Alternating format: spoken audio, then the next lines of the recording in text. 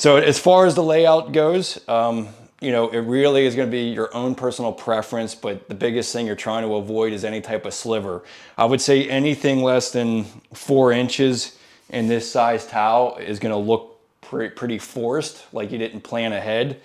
But some of the scenarios, especially in this bathroom where there's all these different rooms, it's kind of going to be what it's going to be. You just kind of want to make the main part of your bathroom the visual, you know, the visual reference. So coming in here, you want to see big tiles all the way throughout and including to the actual shower pan. So that's one area I'm going to pay attention to. I don't want a sliver right before the shower pan. But as far as everything else, it's kind of going to be what it's going to be. But you do want to kind of plan ahead and try to figure that out. Now, not all of them have it, but you can see this little arrow indicator. You're going to have to point all those arrows in the same direction. So just pay attention to that when you're laying out your tile. Try to keep the arrow up or however way you want to remember it. But that means that there is a pattern to it. So, but let's go ahead and lay this out. What I think we're going to do, and I think it makes most sense, is just to basically have one piece of tile going directly down the middle of the room, of the hallway. This is going to be the main focus when you're walking into the bathroom.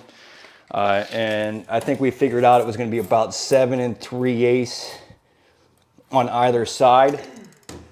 Yeah, 7 3/8 and 7 3/8. So that's a decent cut piece on either side. I just felt that I'd rather see the big piece of tile going down the center rather than a grout joint straight down the center. You know, get something like MDF that's really, really straight. So it's a nice straight edge. And then just screw this right down into place. This is a great way to just ensure when you're doing one side of the room, because you're going to basically be starting from the middle and working your way out.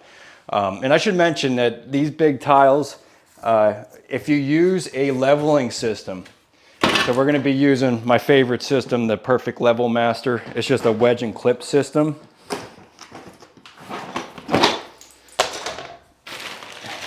So we're going to use 1/16 inch grout joints, and this is just going to hold everything together. But if you use a wedge and clip system like this or any type of leveling system, you got a good half hour, 45 minutes that you can actually walk on that tile that you already set. So when I run this row, I'll be able to literally be able to lean on these tiles to set these other ones. Now you want to give your, you don't want to be out an hour and a half because once the thin set starts to cure, you don't want to be walking on it. But when it's fresh, when you just put it down, there's no problem with leaning or walking on the tiles when you have the proper amount of leveling clips all the way around. In some fashion, it's actually just going to make sure that tile is completely bonded to the subfloor. So that's one big benefit, not only just getting your floor completely flat, but it allows you to be able to even walk on it when you need to. So we're going to work from back to front. Now the other thing I want to try to evaluate is where my cut is at the doorway. And what I really ultimately like to do is to have a full tile coming into the entrance of the bathroom. I just don't like the idea of having a cut there. We're gonna have just a metal edging that's gonna overlap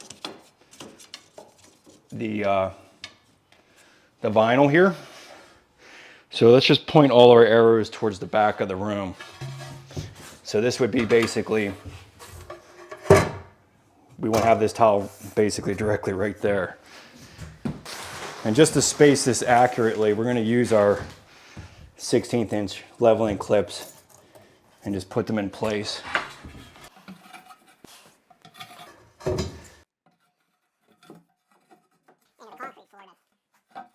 So we got basically a 14 3/4, it's almost 15 inches. All these cuts, you're basically wasting the other side. Now, we're gonna most likely be able to use the other sides for the cuts in the closets, so we should be all right. But that's, if you didn't have that, that's a lot of waste. I mean, you're talking about 10 square feet right there. The only other thing I want to just double check, which I kind of already have done, is just coming across. Yeah, that's a little bit bigger here. That's like 18 inches. So that works out pretty good. That's gonna look like a really nice full tile there in front of our shower pan. Plenty of room, 11 and a half. I'm pretty happy with that. So pretty simple when you lay it all out. And yeah, we'll get mixing some thin set, but we're going to basically use our ledger, start off of there, work our way over here, and then down the hall.